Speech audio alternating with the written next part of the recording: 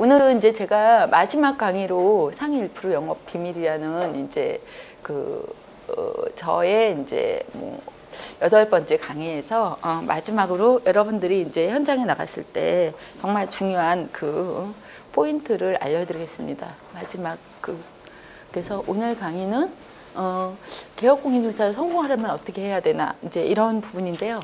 잠깐만요. 개혁공인중개사로 내가 성공을 하려면 정말 첫 번째로 내가 이렇게 지금 와서 강의를 듣듯이 꼭 내가 훈련을 좀 받아야 돼요. 나는 아무 준비도 없이 들어와서는 절대 성공할 수가 없고요. 훈련을 받아서 변화를 시켜야지 성공을 할 수 있습니다. 그 다음에 또 어떤 거를 배우려면 좀 끈기 있게 배워야 된다. 내가 이쪽에 뭐 정말 상가 쪽 업무를 배우고 싶다 그러면 끝까지 한번 최선을 다해서 배워봐야 될 필요가 있고요. 그다음에 부동산 상품 주식이나 고객 관리, 영업 마케팅, 온라인 광고 등을 열심히 배우셔서 그걸 현장에 활용을 하셔야 된다는 얘기입니다. 그래서 우리 이 그림을 보시면 여러분 골프 치시죠? 예. 프로는 불을 키우고 아마추어는 불을 쬐다. 프로는 행동으로 보여주고 아마추어는 말로 보여준다. 그래서 항상 우리가 행동을 보여주는 게 중요하고요. 그게 고객한테도 내가 행동으로서 직접 물건을 브리핑하고 물건을 직접 임장 활동을 해서 이렇게 해서 보여주는 그런 일이 굉장히 중요합니다. 그래서 우리 프로의 세계나 달인의 경지에 들어가야지 개혁공인에서 성공할 수 있다는 이런 내용을 첫 서두에 말씀드리겠습니다. 우리가 이제 오늘 이번 주 강의는요, 부동산 중개업 파트너 관리법.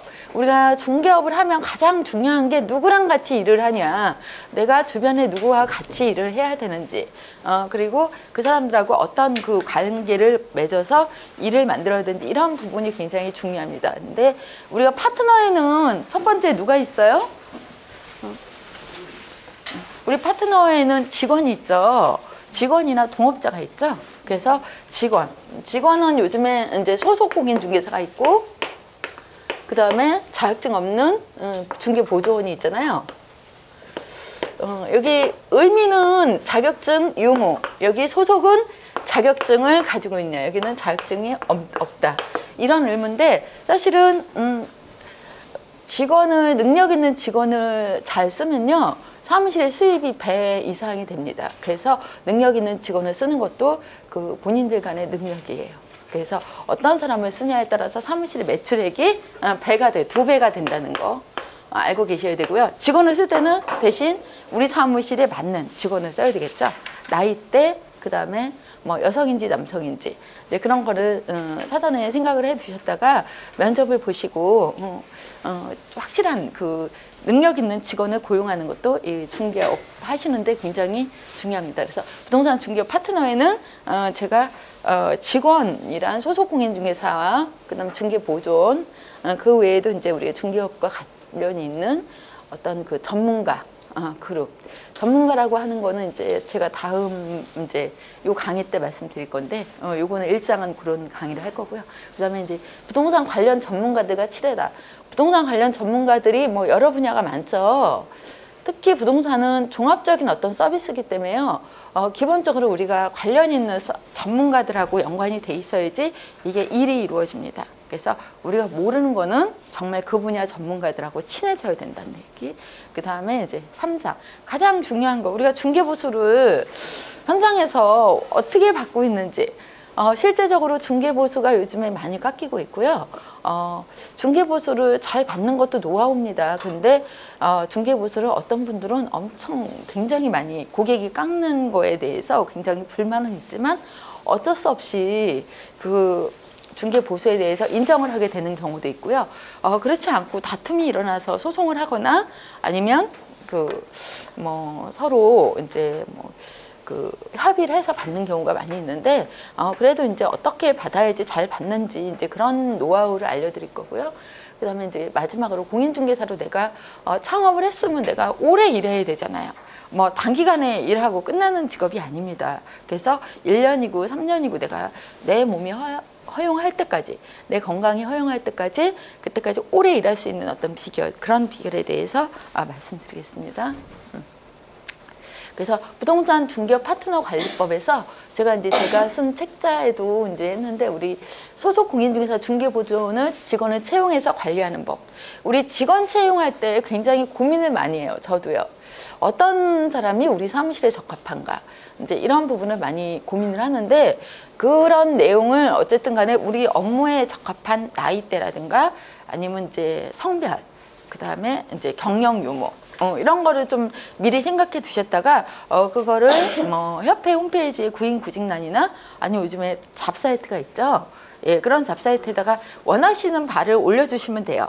중개업 경력 이 분야에서 주거용 부동산을 경력자인지 아니면 경력이 몇 년인지, 그다음에 여성 공인중개사, 여성 소속 공인중개사 자격증 보유자로서 뭐 지금 경력은 없어도 성실하게 할 수 있는 분인지, 이런 거를 기본적으로 생각해 두셨다가 그 내용을 그대로 올리시고 이제 면접을 보셔서 거기에 합당한 직원을 고용하시면 됩니다. 그래서 직원 고용하는 게 어렵다 막 이렇게 하시는데, 일단 많이 보셔야 되겠죠, 직원도. 그래서 많이 면접을 보시고 그 중에서 조건에 맞는 분을 채용을 하시면 됩니다. 근데 이제 첫째로 저는 이제 직원을 볼 때 일단은 중개업을 하는 사람으로서 기본적인 마인드를 봅니다. 뭐 학력이라든가 이런 거는 추후 문제고, 이 업을 얼마나 열정적으로 할 수 있는지, 열심히 할 수 있는지, 이런 부분을 먼저 봐요. 그리고 이제 요즘에는 성실한 거 안 본다는데, 저는 성실한 거 한번 첫 번째로 성실성 보고요. 그리고 이제 나중에 업무는 여기서 배워도 되니까 이제 그런 부분을 보시면 될 것 같아요. 그다음에 이제 직원을 고용을 했으면 직원을 관리를 철저히 해야 되겠죠. 예, 그냥 두면 계약이 나오나요? 그래서 직원들한테 어떤 업무 분담을 잘 해주셔야 됩니다. 그래서 업무가 제가 이따가 이제 뭐 보존 고용계약서라는 양식도 제가 올려놨을 거예요. 고용계약서에다가 업무 시간을 정해야 됩니다. 시간. 보통 이제 부동산 업무 시간이 보통 10시부터죠. 이제 어떤 업소는 보통 10시부터 몇 시까지? 19시까지. 이렇게 하시는 데도 있고요. 예, 주로 이제 상황에 맞춰서 프리랜서로 하시는 분은 자유롭게 하시는 분도 있어요. 그래서 급여를 주지 않고 프리랜서로 기본급이 급여가 뭐 어느 정도 줄까요? 급여를 보통은 보통요 그 지역에 따라서 금액에 따라 다르지만 70에서 100, 어떤 데는 150까지 이렇게 줍니다. 기본급은. 거기다가 플러스 본인이 알파는 뭐예요?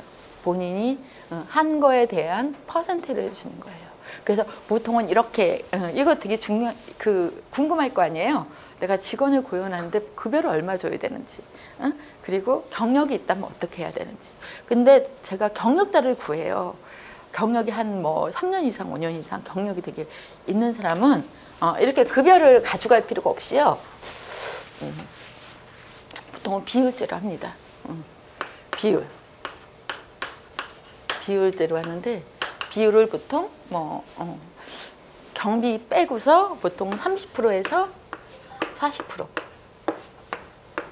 이 정도로 경력자를 구할 때 이 정도로 최근 현장에서는 이렇게 합니다. 그러면 쉽게 얘기하면 경력자가 굉장히 계약을 많이 해요. 30% 시작했다가 어느 정도 기간이 지나서 한 40% 정도 올려준다. 이런 어떤 계약서, 동업계약서나 고용계약서 쓸 때는 항상 급여 조건이나 근무 시간 이런 거를 해놓으시는 게 훨씬 낫고요. 나중에 이제 그렇게 했을 때 분쟁도 없고, 그렇게 되는 거고요. 그다음에 사실은 이제 직원을 요즘에는 구하는데, 요즘 젊은 분들 30대, 40대 그런 그 젊은 층들은 굉장히 업무가 굉장히 이렇게 탄력적이지가 않고요. 본인들이 딱 하는 업무만 딱 하고 끝내요. 그래서 시간도 딱 정해지면 딱 퇴근합니다. 칼퇴근. 근데 이제 그런 거에 대해서도 미리 얘기를 해주셔야 되고요. 그다음에 이제 근무 분위기를 좀 가족 같은 분위기를 만들 필요가 있어요. 정말 나이가 어리면 동생처럼 이렇게 가르쳐 주듯이 이렇게 하시면 오래 갑니다. 그래서 이제 그렇게 했을 때 오래 가는 거. 그다음에 업무 분담을 적절하게 해주셔야 돼요. 예, 직원은요, 내가 중개업소에 들어와서 직원을 한다는 거는 우리 일반 회사는 직원들 업무가 딱 분담이 돼 있잖아요. 그래서 격리 파트면 격리 파트, 아니면 광고 파트면 광고 파트 이렇게 딱딱 분담이 돼 있는데 부동산은요 업무 분담을 하기가 참 애매하다고 생각합니다. 근데 그거를 오너가 업무 분담을 반드시 해주셔야 돼요. 예.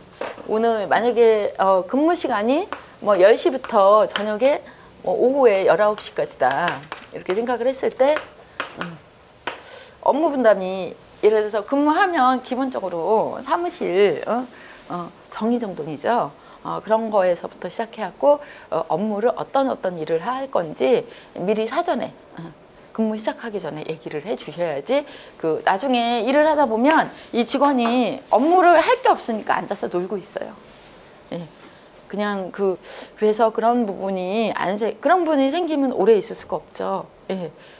내가 오너 입장이면 직원이 열심히 일하는 걸 원하지 손님이 없으면 앉아서 놀고 있게끔 하면 안 되죠. 그래서 업무 분담을 정확하게 해주셔야 되고 그런 업무 분담 속에 뭐가 들어가 있냐면 나가서 임장 활동도 해야 되고 그 다음에 광고도 좀 올려야 되고 그 다음에 사무실 정리정돈 그 다음에 이제 그런 손님한테 시간 마케팅하는 시간 전화 거는 시간 이런 시간 같은 것도 배분을 해 놓으면 굉장히 효율적입니다. 그래서 직원을 그냥 고용해서 그냥 순간적으로 일을 시키다 보면요 직원도 해이해지게 됩니다. 그리고 계약이 안 나오게 되면 직원도 힘들어하고요. 그래서 그런 분담을 해주시면 훨씬 직원을 관리하는 데 도움이 될 겁니다. 그 다음에 수습 기간을 거쳐서 일의 효율성을 늘려야 돼요. 예를 들어서 직원이 한 몇 년 동안 일을 했던 업무 경력자라고 하더라도 최소한 처음 직원을 고용할 때는요 수습 기간이 필요합니다. 우리 여기 사무실에는 처음 왔잖아요. 이게 왜 필요할까요? 예. 그 직원이 누군지 모르죠. 우리 사무실에 맞는지 안 맞는지 모르죠. 그래서 수습 기간을 보통 3개월 3개월 정도로 하시고 고용계약서 쓸 때 3개월 정도 수습 기간을 두시고 그때까지는 기본급을 얼마 준다든가 이렇게 해서 그 다음에 다시 급여 책정을 하시든지 이렇게 해서 수습 기간을 3개월 두는 게 가장 좋습니다. 왜 그러냐면요 그렇게 안 하면 한 달 있다가 나가는 경우도 많아요. 예. 중간에 그렇게 되면 누가 손해예요? 저희 업수가 손해입니다. 왜냐하면 어떤 경우에는요 물건을 다 빼갖고 나갑니다. 예. 현재 우리 사무실에 있는 물건을 다 빼갖고 나가요.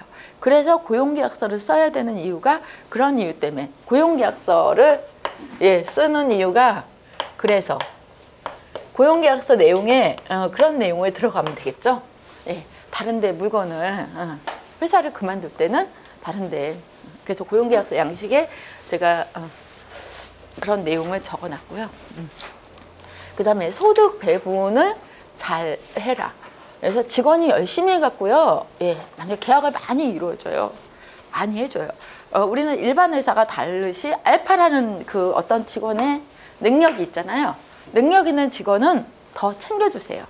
그래서 그 직원이 계약을 정말 큰 건을 갖고 왔어요. 그러면 플러스 알파를 주시는 거예요.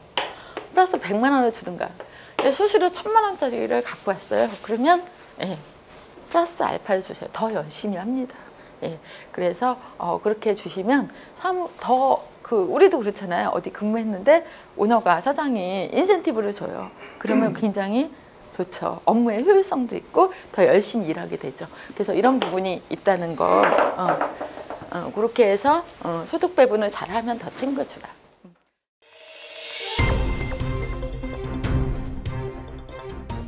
상담 문의 1544-5584 1544-5584